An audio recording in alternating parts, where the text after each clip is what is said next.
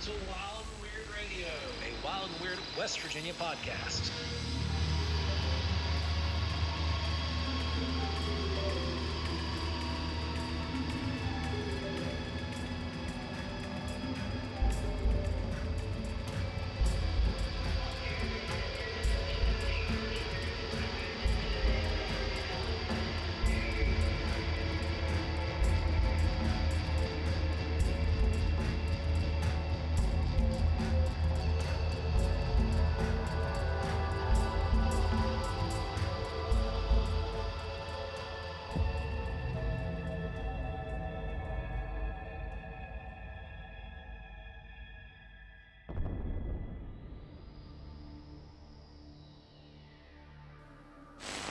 Spend enough time in the Sasquatch and Bigfoot community, and you're going to hear the term woo.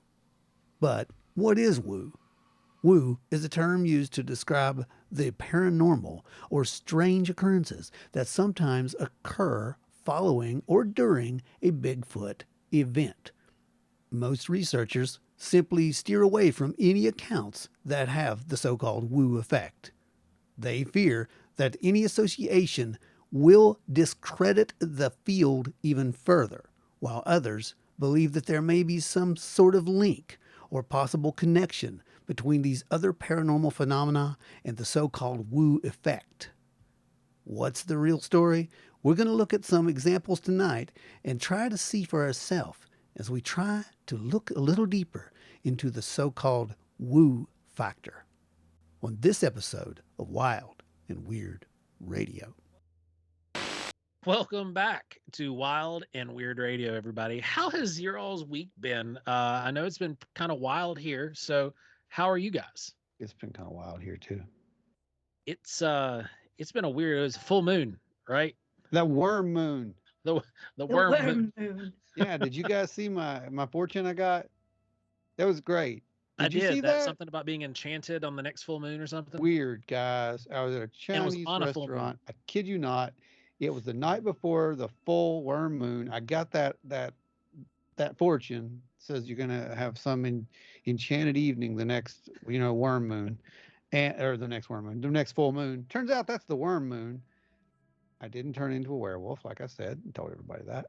Did you find any worms? I didn't find any worms either. So I think it might be the next full moon that this might take place. I don't know. I mean, I don't know how these fortunes work. It's whatever. Earthworm Ron. That's what we're going to call you now. We're going to start a new comic series and Earthworm Ron. I don't know.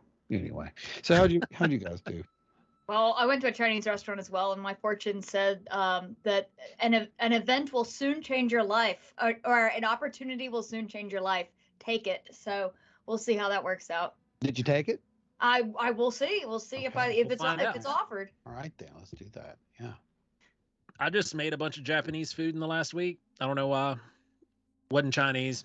A bunch of Japanese food though. There's always somebody who messes it up. Yeah, right. But it's just getting busy around with stuff at the house, getting stuff ready for some shows, making some stuff, having some fun. Before we get started in the news, remember to, if you are listening right now, to like, share, and subscribe if you're on any of your social media accounts. It costs you nothing, but it helps us tremendously. So hit that notification bell if you're watching on YouTube as well. That way you get notified anytime we have new content coming in your way. Also, head on over to Hellbent Holler and check out Jessi's content that she's creating. Make sure to hit that notification bell and subscribe button too, because trust me, you do not want to miss what she's got coming out. Oh, yes. And it's magical. It really, really is. And we have a special shout out to Planting Dominion, who sponsored a month of Wild and Weird Radio, guys. Like Everyone, that's too cool. Thank you. Sponsored an entire month just by purchasing stuff. They told us that they've listened to the podcast for a while, and they had heard that we had merchandise that we can sell, and it helps fund the store, it helps fund the show. And that's what they did. Yeah. So they bought enough stuff to cover a month's worth of entertainment for the entire world. Yeah. So, yes. And yes, you can do that. See, that's what we do. We don't do Patreons as of yet or anything like that. This works for us for now. As long as it's working for us, it's going to continue to work for us. So as long as you guys support by buying some of our cool stuff that we make, Wonderful. That's just less work we have to do with going through other means. I mean, you're doing it yourself. Yep. It's great. So thank you guys, and remember, like, share, and subscribe. Go take care of everything else there, and let's dive into the news. It's kind of a light news week. Okay. So what do we got in the news, kids? So I found a researcher, John Greenwald, with the Black Vault. It thinks he may have hit the jackpot with the Obama library records concerning UFOs. However, it may take up to 14 or 16 years. 16 years for them to complete the FOIA, which is absolutely ridiculous. Yep. And it's BS, which from David Paulides and his Missing 411 work, that they will give you the runaround even if it is a Freedom of Information Act request. So this is obviously just another runaround that they don't want to disclose these things yet. So we'll keep an eye on that, I guess, because I'm sure they're going to appeal it. Yep. It's not prudent at this juncture, as Bush would have said. That's right, Dana Carvey. That was a Dana Carvey flashback. I know, right? But yeah, no, for real, it is not. They do not want this to happen right now, and they got their agenda, guys. Come on, it's just how it is with this thing. We get enough. We should be happy with that, right? I mean, well, talking about getting enough, my article for you guys comes from the Liberation Times, and it's talking about how 2022 is going to be the year of the UFO in the United States. Those are big words. I mean, it is a opinion piece mostly, but it's also giving a big, massive chunk of news with just a little opinion laced in there. But essentially, this month, Joe Biden signed a U.S. government funding bill, which means that the OUSD NIS must allocate money towards the AOI MSG. Now, that's not a special kind of salt. That is going to be our unidentified aerial phenomena team, essentially. That's just what they're calling them right now. It's a big old acronym.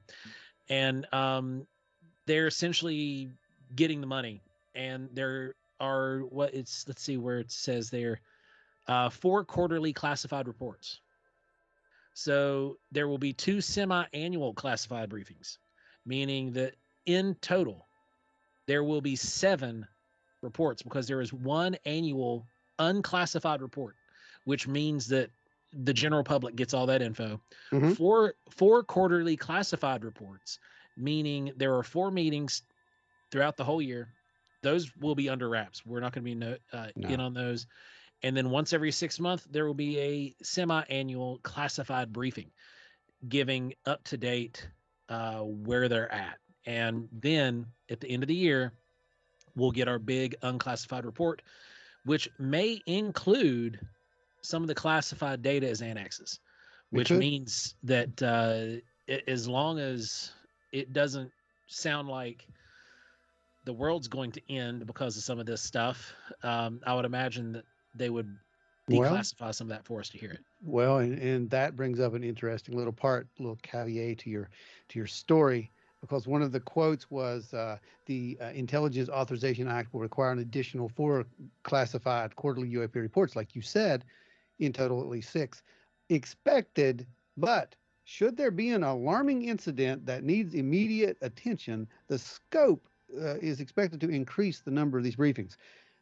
An alarming incident. Let's make sure that we understand this. This report deals with UAPs, does it not? Yes. Yeah. It is not dealing with anything else. An alarming incident concerning UAPs. What could that be?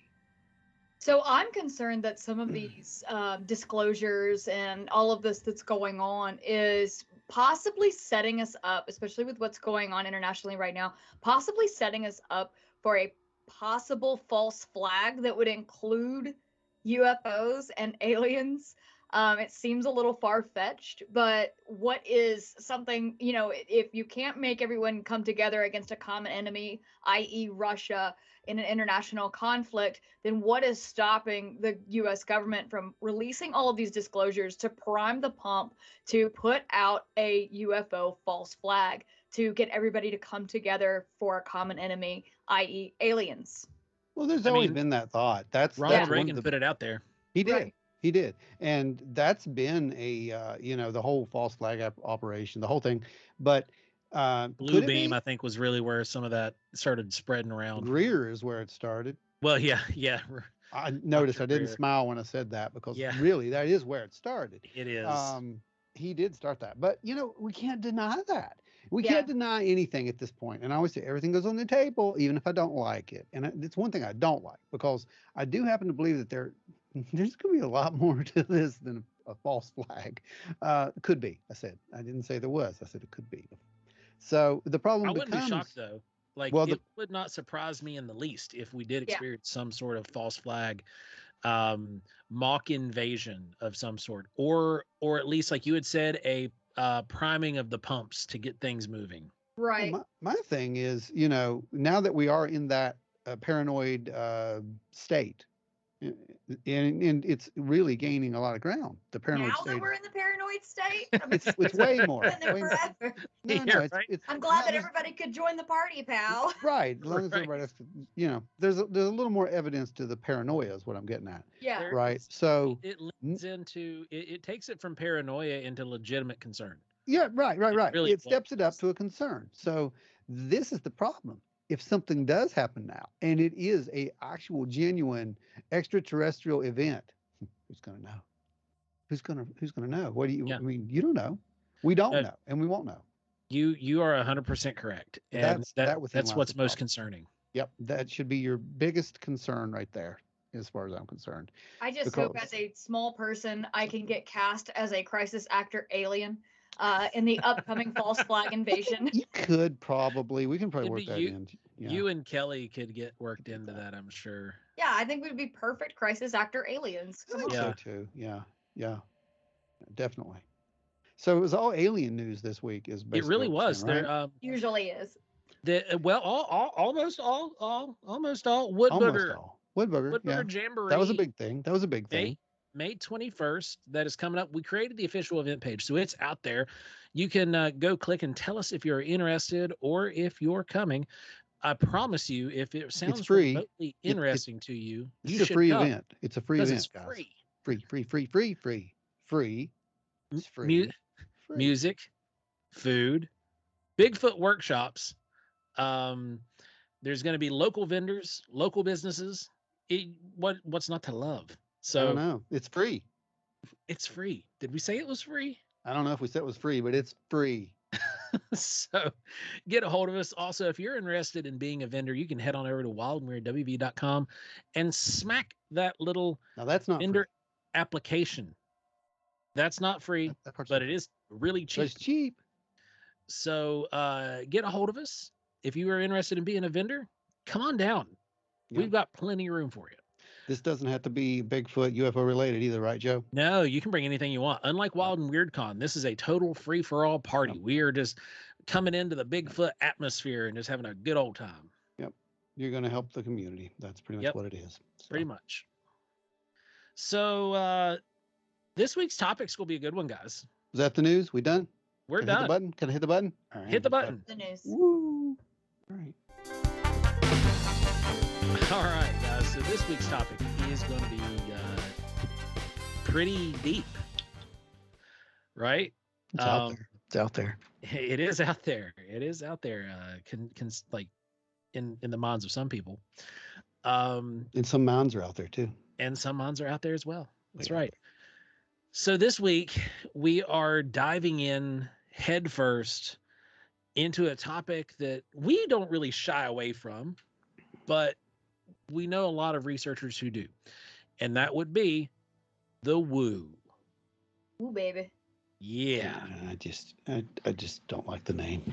I don't either. I think it sounds kind of goofy, which I think Ric Flair is the greatest wrestler of all time. And I think it's really important that we dedicate an entire hour to discussing Ric Flair. All right, that's right. Fine. Want to be the man, you got to beat the man, baby.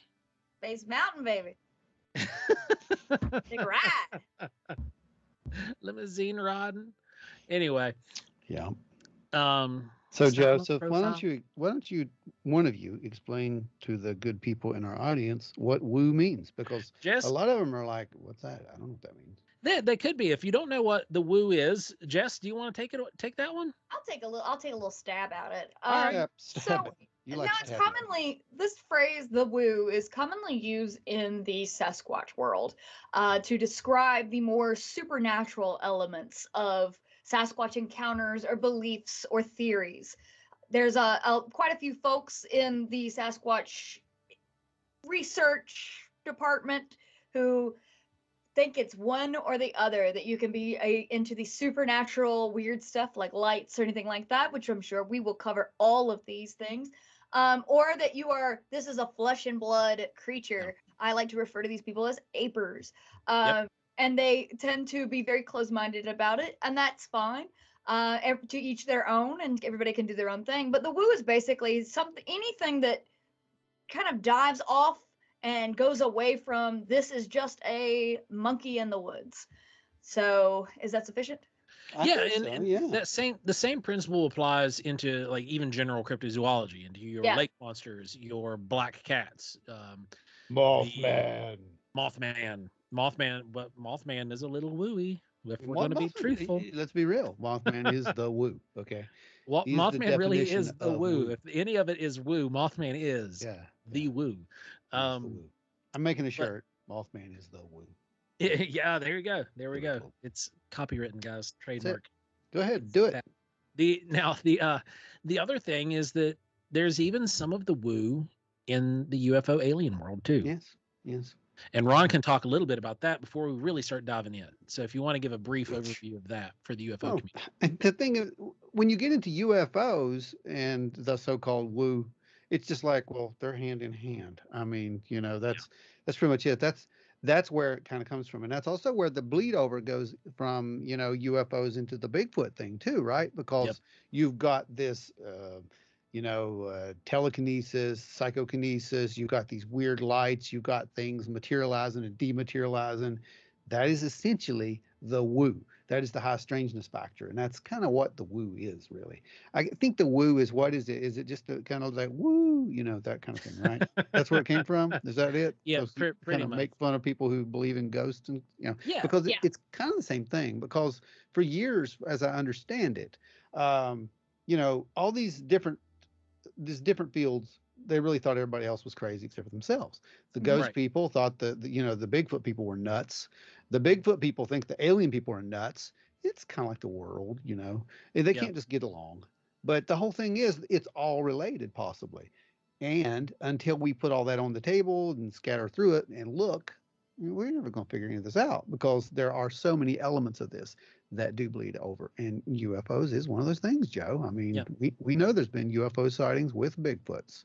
Like it or not, it's happened. To start that off, to go into like one of the first accounts that we can share with you guys to give examples, we are going to give you one of Stan Gordon's reports that you may have seen in the Secret Invasion, or in his book simply titled Invasion. And it basically involves a UFO sighting that is close range sighting, close to the ground, and then multiple Bigfoot-like creatures. Now, see, me personally, I sit on the fence. Like I really am. I'm kind of divided in a lot of this stuff. I don't dismiss any of these UFO or more supernatural Bigfoot encounters at all.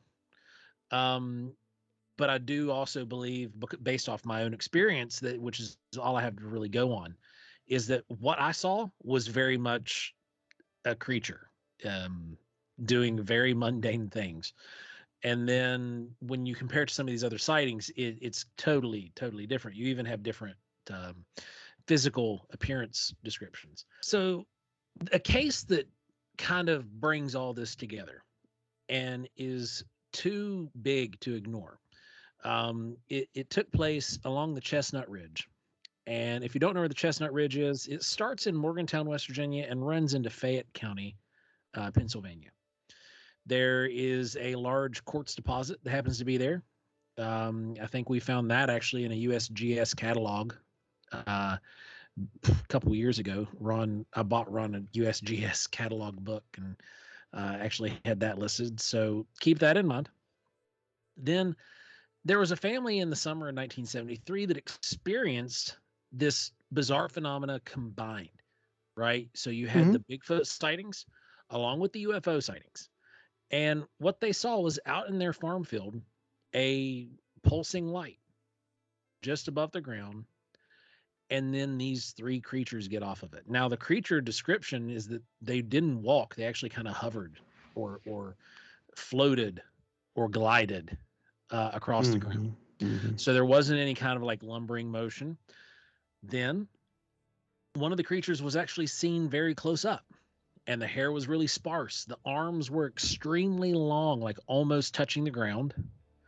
There were three-toed tracks that were found, but the closest description that any of these people could come up with was that they looked like Bigfoot. And again, this is 1973, so we just had the 1967 sighting a few years prior, with Patty making the rounds around the entire U.S. In Search Of came on, and you've got Bigfoot mania, essentially. Yeah. So people see these large hairy creatures, and it has to be Bigfoot. It can't be anything else. But then they're seeing these UFOs with it. One of these creatures was even seen carrying an orb. And Ron actually created some artwork based off this sighting. And you can insert that here and see what we're talking about. But it was carrying an orb. And we often hear these Bigfoot reports that contain orbs as well. So now we've got UFOs and Bigfoots, orbs and Bigfoots, all wrapped up into one sighting. Weird sighting. Yeah. Sightings. Group. It was a series of sightings. Right? Yeah. I mean, it took the entire summer by storm. Yeah. It was pretty crazy up there. It stayed crazy for a while. But but you can't dismiss this. No, you can't. I mean, and that's the problem. It does get dismissed because anyone who hears like what you call them there, Jess, the apers. The apers, yes. You get your apers. I mean, you tell them something like this, and they're like, "Yeah, throw that in the trash." They do. We're not interested in that, I think that folks who subscribe to that ideology, and it is an ideology. A lot of people treat it like it's an infallible, that it's completely infallible. It's almost a religion to a lot of folks who subscribe to that. Yeah. I think that one of their motivations for being that way and being so close-minded to all of these reports that come out about orbs and UFOs and Sasquatch found in cemeteries and ghost activity around Sasquatch sightings. And, I think what motivates a lot of that is that they want to be seen as credible by the scientific community. But the reality of the situation is the scientific community at large will never respect anything unless a body is produced. So it doesn't matter, how much you try to convince yourself, if you're one of these people who just believe in flesh and blood, that if only I could get rid of all of these people who are into the supernatural or anything, that it would matter. It doesn't matter. It doesn't matter. The scientific community at large does not care what you say, what you think, how ethical you think you are, because you don't believe in all of these things that these people say they see. So I think that that's a poor motivation, but I think that is a motivation that a lot of these folks have. I think you're 100% right. It's the same thing we saw with ufology, the whole UAP report, the whole thing, right? Because it was like, well, we can't say that they're UFOs because we don't have a UFO detector. Our equipment wasn't made to detect them, so we can't say that's what it is. So it's kind of the same thing, It's like even if you drag a Bigfoot, okay, well, you shot that thing, but you didn't shoot it with a Bigfoot tracing bullet, so we're not going to accept it. I could really see something as ludicrous as that, honestly. Yeah. So, yeah. Well, to add on to what Jessi was just saying, like there is an entire section of the cryptid community that completely sanitize reports and get rid of reports that come in that have even the faintest glimmer, which we'll cover that in a minute, of paranormal to them. Yeah. And there's an entire group of sightings that have been lumped into this entity that gets referred to as the Glimmer Man. And it is described as this, almost like, if you've ever watched the movie The Predator, how you see this, you're looking through it, it's a clear thing, but you're actually still able to see it because it distorts and bends the light around it. Mm-hmm. There are people who have had these Bigfoot encounters where they've watched the creature essentially do that. And those reports get thrown out. Now, to me, not being one of the big names out there, to me, I find those accounts still very intriguing. Now, it might not be, for me, looking at it like, oh, well, this is definitely Bigfoot, because like I said earlier, I think that there's way more going on out in the woods than what we have any clue. And to try to say that some of these things aren't happening just because it's not a big ape it just hurts my brain, because too many people have had these sightings to throw them out. And I've had these arguments with very famous people. and Ron remembers one of these, I'm sure, because he was like, oh God, what's happening now? But we came to an amicable solution.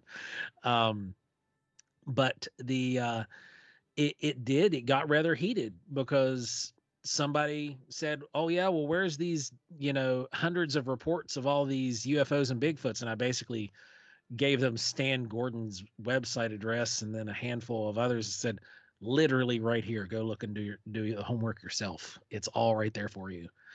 And then the argument was over, because they couldn't, I guess, wipe it away anymore, because there was a researcher who actually took it seriously and who cataloged all of these accounts just like we should be. None of it was sanitized. None of it was just brushed under a rug. He took it the same way. And really, Stan was responsible for how our data collection model works, which is everything on the table. Talking to him and getting everything sorted out when we were forming the collective, was that all the data goes on the table. It has to. And we were already of that persuasion, but just talking to him really solidified all that. And that's what we do. We take all of the data. And me personally, I have like a little sketch pad. I'll write certain things and traits and attributes of a sighting over here, and then I got a line down the middle, and I'll be writing the odd stuff over in the right hand column. And that way, I'm keeping track and cataloging the natural versus the unnatural, and then seeing where they blend. That's, for me, that's the best way that I've figured out to work it. But why is it that you guys think that with the woo, so to speak, because it really is like, I hate calling it the woo, because it really does just feel derogatory. It's the title we're using, so yeah. But why is it also that I'm sure some of you have noticed, there is almost this cult-like fanaticism with it. Yeah. More so, I think. You say, or the. What is it? Are you saying the fanaticism as creating a stigma against the woo? No. The woo crowd themselves. The woo crowd themselves. Well, the cult of woo. There's different levels of that too. I like yourselves. I believe in observe and report. And you have these stories that there are so many commonalities between all these stories, and that kind of makes sense in a way, even though I think I've said this before. It seems like we have two pieces of a million-piece puzzle here, and we can't fathom the entire picture at all. And I think that we just don't have enough information, but we do get a lot of these commonalities in these stories. Now, where I kind of have my own personal, saying that I don't think this sounds quite right, is when you have all these and this is a fantastical subject, don't get me wrong, but you have these fantastical stories of people saying that they know how these tribes work, they know their social structure, there's a star council, Bigfoots that determine everything for everybody, or there's these people that have been part of these Bigfoot clans and they have all this hidden knowledge of the Bigfoot, and it makes no sense. There is nothing to kind of back this up. There's no commonalities between those stories. It's just kind of random weird rantings of people, and it just sounds even for the subject too fantastical for me. I mean, it sounds too fantastical until you consider the fact that Commander Zorpazorp might be behind it all. It could be. Could be. Could be. But yeah, I'm 100% with you on that, because I have been in so many of those conversations where people start talking about like their daily habits, like, oh, you commune with these beings. Oh yes. And then start talking about their tribal structure. Yeah. And how they move through portals and shift dimensions, and they have these mind speak communications with these entities. Now, not to say, now there is reports of people having mind speak situations occur to them, but what these people are saying, just to clarify, is that they regularly commune and mind speak with the Sasquatch, and so now they have hidden knowledge of their social structures and their motivations and their wants and needs and where they come from. So yeah, there's a little bit of a difference there between a one-off incident and then these people who claim that they're doing it on a regular basis. Yeah, they can literally call Sasquatch with their psychic telephone. Pretty much. So yeah. And those guys are the ones that I do shut down like inside. I'll listen. Don't get me wrong. I'll sit and I will listen to this story. And I'll like, but my brain is just like, and I'm just doing this. Yeah. Yep. Wow. It's something. It really is. I mean, because you do hear this a lot too, guys. Yeah. Especially out on the road. You hear this. You hear it a lot. We hear it a lot. People always, what do you think about mind speak? I'm like, you mean like, like telepathy, but no, they actually believe that these things, not only can they speak to them in their minds, but they can literally read their minds and each other's minds. And, like you said, they belong to a social structure. So they can actually, oh, well, Bigfoot's my best friend. We go out and hang out and we knocked a few back last night. But that same thing happens though with the UFO community. I've never knocked a few back with aliens, dude. Commander Zorpazorp, we all know where he came from.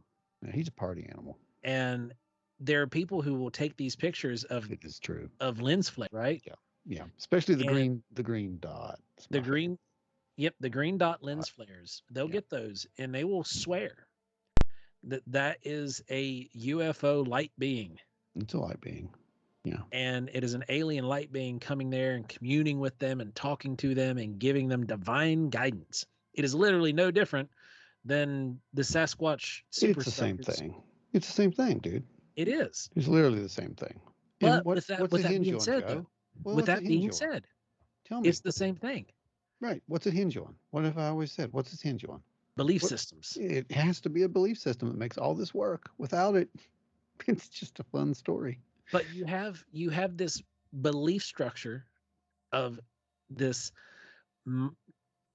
psychic communication in cryptozoology and in ufology. Yep. Where is this marrying at? Because it will eventually. We're going to see if it hasn't started already. We're going to see it.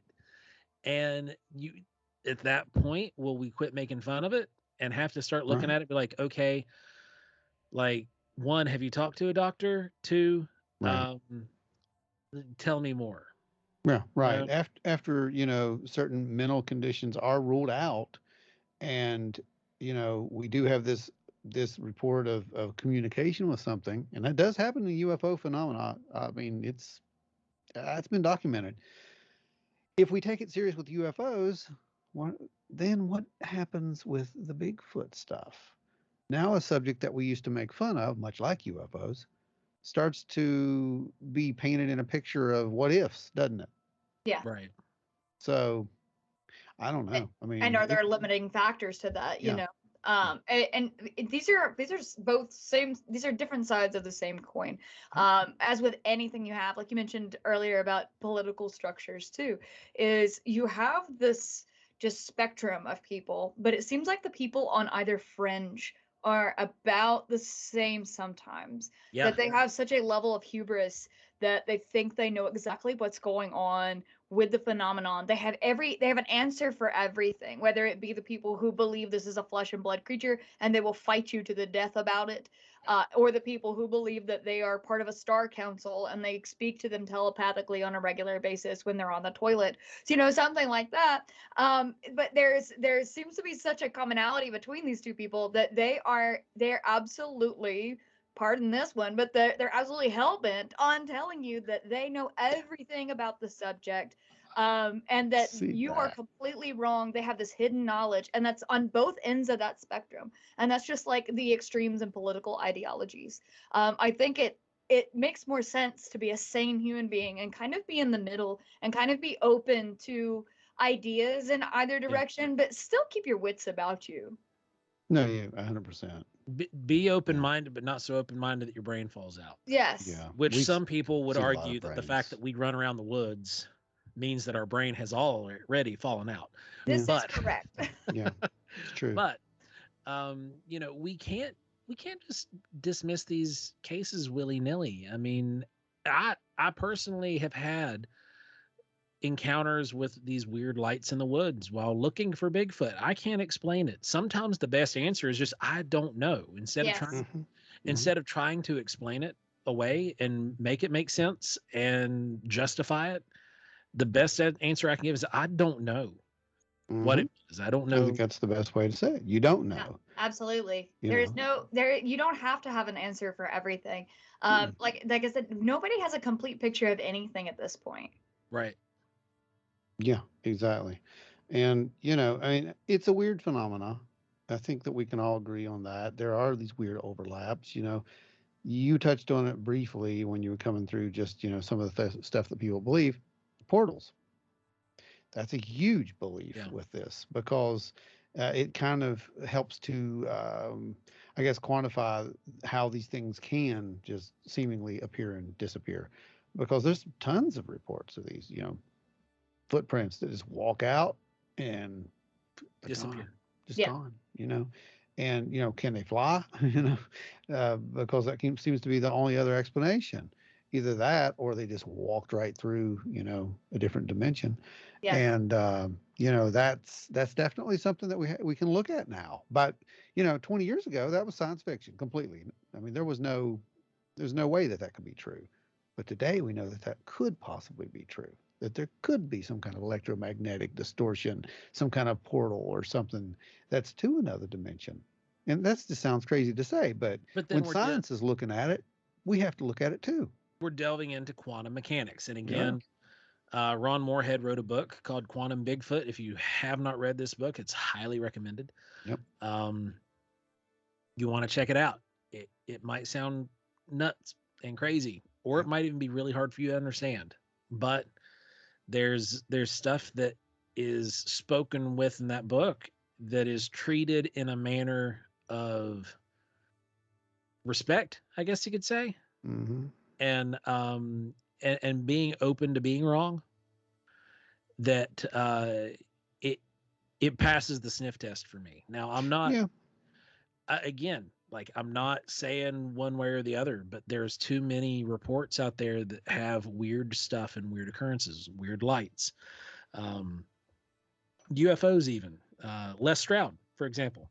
There's a good example. He saw a massive UFO while filming one of his Survivor Man Bigfoot episodes, but didn't include it in the episode because he didn't have the footage rolling. His camera wasn't rolling. He was asleep, woke up, saw this thing hovering out over a sound, and he described it as almost being the size of a city.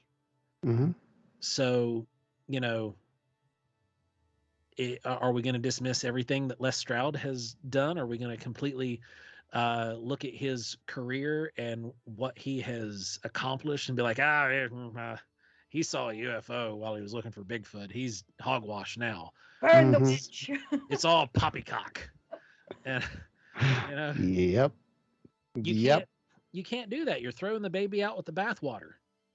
Well, there's just weird things that are associated with Bigfoot. I mean, I have a report here from 1888 where a group of Native Americans met with some ranchers, and they told them how 3 crazy bears descended from the sky in a small moon, leaving them in the woods before taking off. What is that? The whole Momo phenomenon in Momo is a Missouri. great example. Beautiful example. Tons of UFOs. Weird Bigfoot creature that doesn't look like a Bigfoot crawling up out of the water, but it's just this weird, hairy, human-like But again, thing. long arms. Yeah, had long arms, 3 fingers. Yep. So are we dealing with something that is kind of it's got its own universal species, or? I mean, we always depict aliens as being these like gray-skinned or reptilian. We never look at them and be like, Chewbacca. Right. But there could be Chewbaccas, right? I mean, there could not have weird hair, weird, crazy long hair. You don't know what kind of environment the planet they're on comes from and what they got to have to make it. So I think one of the damaging things about the whole ufology field, Joe, is that it was made out for so long that there was only one type of alien. Yeah. Or extra dimensional or whatever they are. I don't even know. I'm just using alien because that's what all you use. So it's alien. But we don't know what people refer to yourselves as. I just don't. I don't know. I really don't. I know that the majority they refer to themselves as the I hate humans. No, the people yes. tend to have this stereotypical belief that all aliens are little, and you heard this multiple times. They're little guys with big, giant black eyes and big heads, right? 4 foot, 4.5 foot tall. It's not how it started, though, guys. They look like us, right? So somewhere along the line, that took over, and all of a sudden everyone's like, oh well, that's an alien. It was right after communion was when that took over. Kind of. It was Betty and Barney kind of helped to change the shape as well. But the thing is, for whatever reason, it just kind of became the mythos at that point that was an alien, and we tend to think that it has to be human. It doesn't have to be human. I mean, those things could be aliens, guys. I mean, that's what I'm getting at. It's no weirder than anything else. So without just completely berating the Bigfoot topic and only focusing on that, let's talk about real quick with Mothman. Ron, describe some of that, and then I want to jump on Dogman too, because there's a lot of weird. You're gonna jump on Dogman? That's not good. Yeah, we're going to take that one for a ride. Could be bad. Could be really bad. As far as Mothman goes, you got to go back to Keel on that, as much as you don't want to. But you got to go back to Keel on that and his theory of the ultra dimensional, because it kind of makes sense. You're not dealing with something that's 100% physical. You're dealing with something that could be just ethereal, right? And all these weird things that were associated with the whole high strangeness thing. Again, high strangeness is the woo. So it is. This is the factor. And I don't know. I mean, if you're dealing with things like the Mothman, which has been reported so many times, I mean, is it all just made up? You have to ask yourself that, and I even have to ask myself that as being a possible witness. I don't know what that was I saw, but everyone else says, oh well, that was Mothman. I'm like, okay, sure, I don't care. I mean, you call it what you want. To me, it was just an unknown something, but those unknown somethings do add up. Like there's a lot of people who are seeing these. And when you talk about something that it doesn't look quite solid, and it's exhibiting these weird characteristics, massive appendages like wings, the locomotion is the exact same in every account. I remember the first time I heard someone tell me, how that momentum worked, and then thinking about what I saw, I was like, oh my God, it's like that's it. And now I've heard that hundreds and hundreds and hundreds of times. It's just like it's common now. So I don't know where that's coming from, but I can tell you that there does seem to be something there. I just don't know what that is. I mean, I have no clue. But can it be the same kind of thing? Why not? Is there a portal opening up somewhere and these things are coming through? Again, why not? I mean, it's all speculation. But it is one of those things where we do hate trying to answer a question with another question. But the Mothman phenomena did very much appear to be an ethereal encounter. It wasn't this being that you could actually touch. At least not that it was seemingly described as. It was almost something that was just this ethereal being, way poof, gone. So like some of these Bigfoot encounters. Yeah. But don't forget, it started with the UFO sightings. It did. Now, to trail away from some of the stuff that started with the UFO sightings, we've got the Dogman stuff. And now, Jessi, you've done a whole lot more Dogman research than what myself I've done a bit. I was just before we get into the Dogman, I was kind of thinking about all this cross spectrum, all the stuff that seems related. And you think about something like the best example of this cross spectrum phenomenon would be Skinwalker Ranch. As you have UFO sightings, you have Sasquatch sightings, you have what seemingly like Dogman sightings, you have all of this documented stuff from Skinwalker Ranch and the surrounding area, the Uinta Basin, from people who are very, very credible sources. And we've discussed this before, that you have all of this coming back, and all of these things following people home, and these follow-up reports and all of this. Something I was thinking about is some of this kind of seems like it harkens back to a trickster element, that maybe that this is something a little different and a little older, and that it's mimicking these other things sometimes. There's been instances where we've been out in the woods and we're out there and we are basically just going for, we've got Bigfoot on the brain, and we're like, okay, this is what we're going to do. This is what we're expecting to see, because this is what we've seen or experienced before in this area. And then all of a sudden we've got everything, but we've got the lights, and we've got all these noises that are just not related to that. We've got all these experiences that are just absolutely not Bigfoot related, or could be attributed to Bigfoot in any kind of way. And it seems like in some areas that the line gets blurred, and it almost seems like a trickster element in it, that it seems like it's just effing with you, Yeah. I mean, totally get that. We've had some stuff like that happen with us when we were out doing stuff that had nothing to do with anything, and started having some really weird things happening. And yeah, that's plausible in my book. I mean, I can't see why it couldn't be that to a degree, or be a mix of a lot of these different things. Obviously, if there is a Bigfoot out in the woods, then whatever it is that is being seen in the sky knows about it too. That's a good point. So that's a very good point. Are they related, or is just one thing interested in the other thing? Yeah. So you do have the possibility that the level of interest could be why you're seeing these things. And if you are witnessing a Bigfoot, that means that it is in the open. Yeah.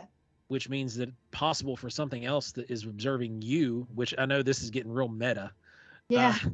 It's something that was observing you in the woods, now is observing you and this other thing. And now it's like, oh, now this one's really interesting. And then you see this ball of light. I don't know. I mean, I'm pulling straws here, trying to come up with scenarios, but I'm using all of this stuff I've got stuck in my head from all these witness reports. Because, guys, there is literally hundreds of witness reports you can comb over that have this bizarre phenomena. And we will link several of them in the description here for the web, or for you guys on YouTube and listening on whatever platform you're listening to. Because I want you guys to go and listen to some of those and check them out, or read them anyways. Some of them will be on YouTube. But anyway, aside from that, looking at the Dogman phenomena, I was hardcore. This is just goofy, crazy. Yes. I agree with that. I agree for a long time. For a very long time. Yes. And like all the way up until I got a thermal image of what looks like a freaking Dogman. I thought it was, I originally, like I've said before, I've said several times before, went to LBL kind of on a lark, just to check it out and be like, all right, let's go check it out. We've heard all about this stuff. Let's go take a look at it and get on the ground and really get a look at the Land Between the Lakes and see where all this Beast of LBL stuff is coming from. And then we started experiencing just cross spectrum stuff. Joe saw an apparition of a woman that disappeared in front of his eyes.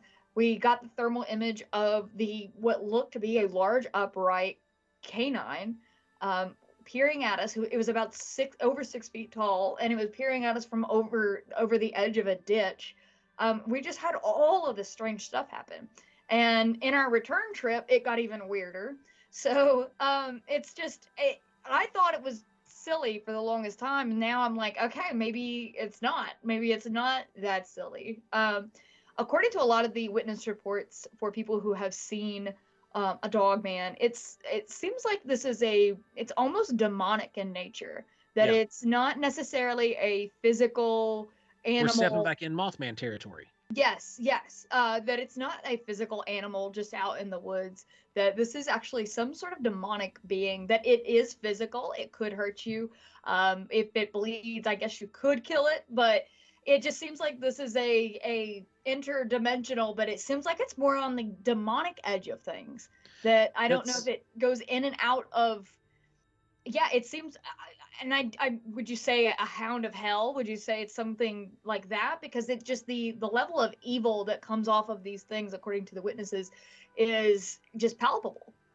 Well, it's been this after reading reports and actually talking to people, and not just completely dismissing the dogman stuff, because again, like I said, I thought it was just absolute hogwash. I was like, no, there's no dogman. But then when I started hearing some of the reports and talking with Joe, I told him before you guys went on your last trip, I said, guys, be careful. Be very careful, because I'm starting to become of the persuasion that when you go looking for this thing, it comes looking for you back. Yeah. And that's concerning on a lot of levels. Just throwing it out there. It's concerning because you're dealing with an unknown super intelligence. Yeah. It obviously has the upper hand. It is an alpha. And whatever this thing is. Right? I mean, right. It's kind of in that weird place where if you go looking for it, like I don't know, just be careful. It's all I can think, because the reports is seeing it, like, and then going back with Skinwalker Ranch stuff, they seen it and then it disappeared. Or that the large wolf that was, and they couldn't kill. That they shot 9 times. I think it was about 9 times they shot this wolf, and it had no effect. With the rifle. This is not like some slouch, or they're not shooting it with a 22 or a 9mm. Yeah. They're shooting it with this thing that just slings chunks of meat on the ground, and it's just like, oh, you tickled me. Yeah, I looked at them and off it went. Yeah, I mean, the dogman phenomena is beginning to intrigue me more and more. Well, here's the thing: when you get talking about dogman, you're talking about something that people also in the dogman incidents. There are other weird things that happen. Like Jess said, she saw orbs, she saw, apparitions. Like, these are the same things that they're seeing at Skinwalker Ranch. These are the same things that they're seeing up on the Chestnut Ridge. These are the same things that are being reported in several of these places, right? So are these, the so-called portals, are those the dimensional gateways that these things are coming through? That's another question. And it seems like sometimes with this stuff, all you get done is just answering with questions and driving yourself even crazier, Well, you can't completely ignore any of the portal stuff either. Nope. If you're coming from a religious background. Just being completely transparent with anybody out here who listens, who is a, Bible believing Christian, there are very, very many structures and churches today and historically that were built in these areas that were called window areas, or open heavens is what they also call them, where they have this And there is, you can actually measure it in some of them. There's one I know of for sure in Georgia, one in Alabama, where there are very weird EMF readings, like on the property. And that's why they built the church there, was because they were going around praying and they felt attracted to this area, built the church. Mm-hmm. Same thing with, the temples, the Jewish temples that were built historically. They were built in the areas were chosen for specific reasons. They weren't just walking around like, oh, this looks like a good flat piece of land, we're building it here. Right. Some of these structures were built in very precarious places. Mm-hmm. Look at the monks, for example. There are Buddhist monks and Hindu monks that have built their temples at the tops of these insane heights, and it takes forever to get to them. But once you get up to this almost small city, it's populated with all the monks and all the people who are, hanging out there living their day to day. And they've got garden areas. They've got this holy site that people pilgrim to. And, they're chosen for reasons. So we know that from a religious aspect, in all religions, they believe those things. And there are areas that have structures that are chosen for a reason. Now, I am going to sit here and go on a limb and say that there's probably not a church or religious institution built on every single one of these weird anomaly areas. Right. Skinwalker Ranch very much appears to be one of these weird anomalous areas where you have weird activity on an ongoing basis, crazy EMF readings, lights in the sky, ball lightning, all kinds of crazy stuff that's actually been scientifically documented. Now, we're probably gonna have some people who listen to this who are like, oh, the stuff at Skinwalker Ranch, that's pseudoscience. It's not pseudoscience. real. Yeah. Well, okay, it's pseudoscience now. I'll give you that.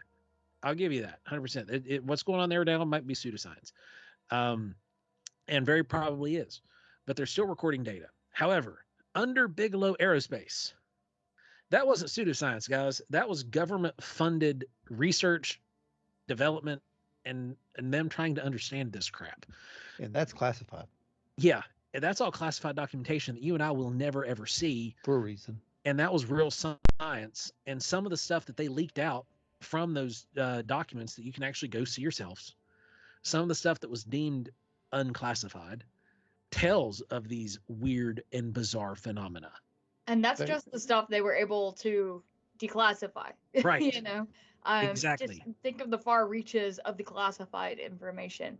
And every day, our commonly known science, that is not classified by the government, science that is in the news and everything, the edges are being pushed every day. The horizon is getting wider every day. And then science fiction is becoming reality every single day. You don't know where this is going in the next 10, 20, 30 years, that we could prove that interdimensional travel actually exists. You don't know that this is not going to come about. This is not the end of knowledge right now when it comes to science or paranormal phenomenon.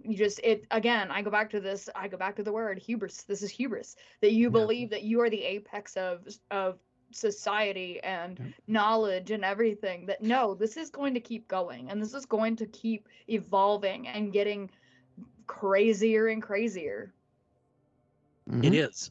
And the crazier stuff is going to become more and more accepted.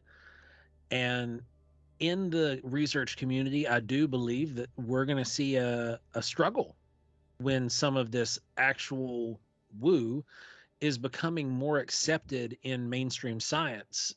We're still going to see a struggle in the communities who are very hardline.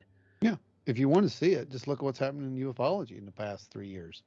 There's perfect your future for the Bigfoot research when the whole woo factor meets actual data. That's what's going to happen. You're going to have people who are, just trying to rip it apart, and others who are just, gravitating toward it, using it as their validation that they've been right all these years. Yeah. And they probably have been. So, guys, we're coming up on a time wall here. What do you all have in final thoughts on the woo. We'll each give a little breakdown and close her up from there. Go ahead, Jess. Well, like Max Planck said, science advances one funeral at a time. So basically that if you have folks who just absolutely do not believe in something and they dedicated their lives to it, even if you show it to them right in front of their faces, they will still deny that it exists because no one wants to admit that maybe they've wasted their time being dedicated to something like this. And that's okay. It's a free country. It's a free. You're free to do as you please. But I think that it's a detriment to everybody if you completely deny that these things are going on. That there is instance of these woo things going on.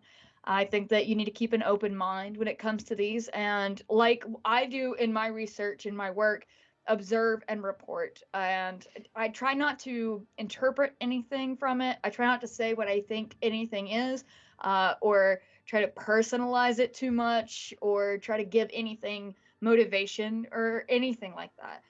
Just observe and report what goes on. I will talk about how I feel about it or what I think, but I'm not going to ever say that I know what's going on, because I don't think we can ever know what's going on with all of this. I don't think in my lifetime or in 3 more lifetimes we'll know what exactly is going on with all of this paranormal, all of these paranormal instances. So I think it's just, keep an open mind, but don't go too crazy, but be kind to people, listen to them. And that's the biggest thing. Be kind to people. Yeah. Just, and have a good attitude about it. Even if you don't agree with somebody and what they say they believe or what they believe is going on, just be kind to them, because maybe you believe something that is completely off the wall to them. So I think the best part of being a part of the paranormal and supernatural and cryptozoology type community or, field of interest is that it is so interesting and fun, and it brings a lot of mystery to everybody's lives, and it's a really, really positive thing in the end. So I think it's just important to keep an open mind and just have fun, and let's all learn together. Yeah, pretty much. I mean, I think the number one thing we've always said, there are no experts.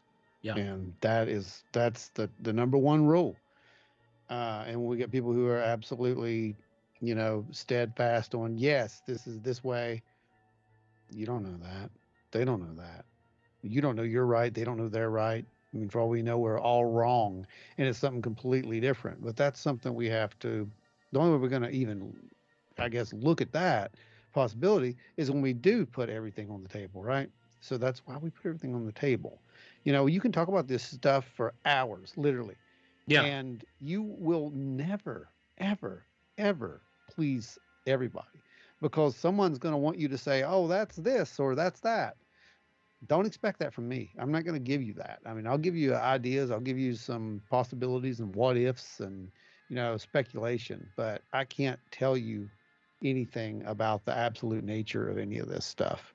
I can tell you that we seem to be dealing with, and I think we all agree with this, an intelligent something. There's something intelligent going on here.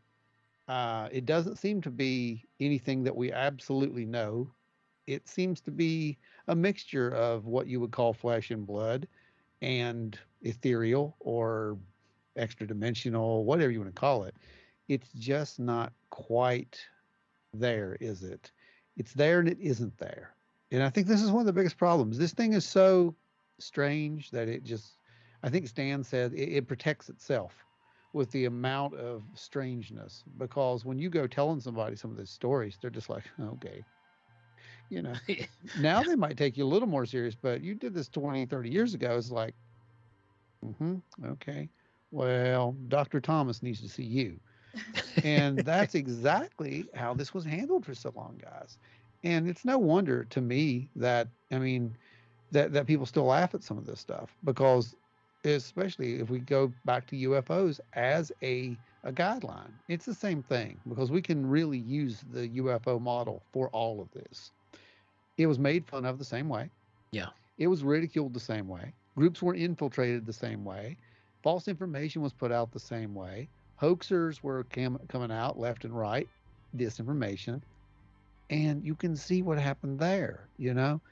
There was this time when it was almost a mission to make fun of this stuff. So when it's time for us not to make fun of it anymore, when it's time for us to look at it, it's an uphill battle. It will be an uphill battle because it was made fun of for 70 some years, with the Bigfoot stuff, not that long, but still it's, 50 plus, right? Yeah. I mean, that's insane. So there's a lot of damage there that you've got to overcome. And I get it. I understand. No one wants to look like the fool. So when someone says, hey, I saw Bigfoot out there juggling some light orbs, you have to kind of look at that. I mean, it may sound absolutely ridiculous, but judging that from everything else that we've heard at this point, you've got to really look at it, in my opinion, anyway. So, like you said, Jess, don't go overboard. Don't go overboard either way. Don't go overboard believing it, and don't go overboard being a skeptic about it. Look at what it is and make your own decision. I mean, just gather the data. I think that's the number one thing. Just keep gathering the data, sending the data in, no matter how weird it may seem. And hopefully it makes sense to someone. One day. One day. So you guys covered some great points there. So I'm going to leave those. Instead of adding to them more so, I'm going to give a plea to researchers. If you guys are listening, if anybody who is listening to this show is an active investigator in the field who is working and you have your mind made up, cognitive dissonance isn't a bad thing. I surround myself daily with people that disagree with me. It's extremely valuable to have people in your circle who don't agree with everything you say.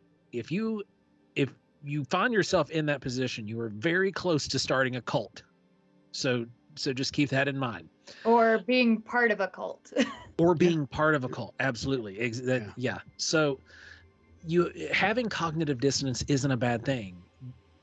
Get friends that believe in some of this weird stuff, because someone one day will send you in a report, and as you're reading it, you're going to be like, this is ridiculous. There's a UFO, there's an orb, there's whatever. It doesn't line up with what's inside my echo chamber.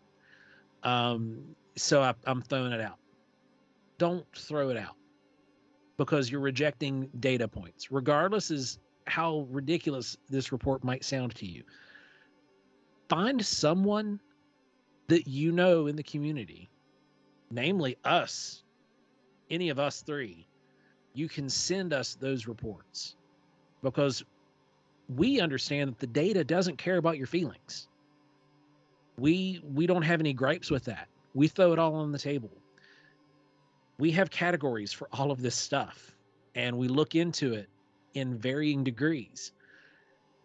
Pass off your report. Pass off the crazy stuff to somebody who is wanting to look into the crazy stuff, who wants to try to figure out what it is that's going on, because they realize and understand that there is something more than just a weird cryptid running around the woods, or they realize that there's more than just a solid terrestrial or extraterrestrial ship flying around in the sky.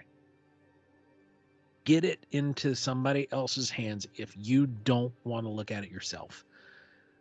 If reading a report rubs you the wrong way and you don't like it because of the content, pass it to somebody else who will give it its time and will do their due diligence to just collect data. That's it. Cognitive dissonance isn't bad. It's a good thing. It's healthy for researchers. Get off the social media echo chamber. Find a place where you can communicate openly with people who are like mind and who are cognitively different than you. No, that's good, man. I mean, yeah. Also, get some perspective here. You believe in Bigfoot, friends. I mean, I know I get made fun of every day of my life. That's a Yeah. really good I get point. made fun of every day of my life because I believe in Bigfoot, and I spent a lot of time and a lot of money and a lot of effort going out into the woods and looking for this phenomenon. I spend a lot of time doing that, and I'm telling you, every single day of my life somebody makes fun of me for it. And so get some perspective on the situation, that we will never be accepted by the scientific community at large. You are never going to be accepted by them or respected by them, because at the end of the day they think that you're absolutely crazy because you believe in Sasquatch or you believe in UFOs. These normies will never understand. So release the desire to be accepted by the normies. I get, like I said, every single day I have somebody, did you find Bigfoot yet? No, I didn't. Thanks for asking for the 50th time. So get some perspective on it, that the normies will never understand. So at least kind of reach out and have a good time with it with all of us other weirdos. Yeah, well, it's the same way with some of those UFO guys. They believe in UFOs, but they don't believe in Bigfoot. I mean, how can you not? It's the same thing. I've spent hours sitting in a dark room talking to myself with a recorder, trying to communicate with possibly spirits. Okay, if I can accept the fact that there may be an answer to that, I have to accept the fact that there may be an answer to anything. Yeah. I mean, let's be real. Yep. What's really crazy here and what isn't crazy? I think that's what it comes down to. It's all perception. It doesn't really matter. Add to the data pool. That's all that matters. Observe and report, everybody. Yep. Absolutely. I agree. Sign us out, Jess. All right, here we go. I'm going to rattle this off. So, hi, I'm Jessi. Thank you guys so much for listening to this episode of Wild and Weird Radio. As always, we appreciate you and we rely on you for your support and your shares and your likes and your comments. So make sure on this video on YouTube that you like, share, comment, tell everybody about it. And make sure when you listen to it on any of your podcast aggregators that you download it as well as listen to it. The downloads also help us get out there, and it kind of helps us move up in the algorithm a little more. So make sure you're doing that in addition to listening to it. You can find me on Instagram at Hellbent Jessi or on YouTube under Hellbent Holler.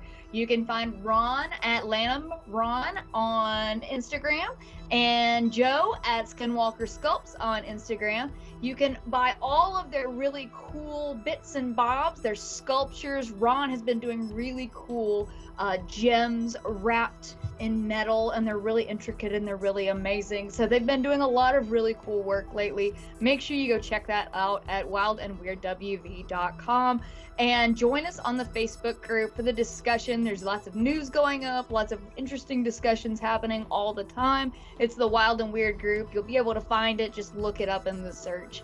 And as always, like, share, subscribe. I cannot say that enough.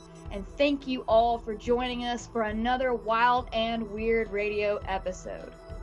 And remember, guys, your likes, shares, and subscribes are supporting researchers who are out there looking at all possibilities of all things.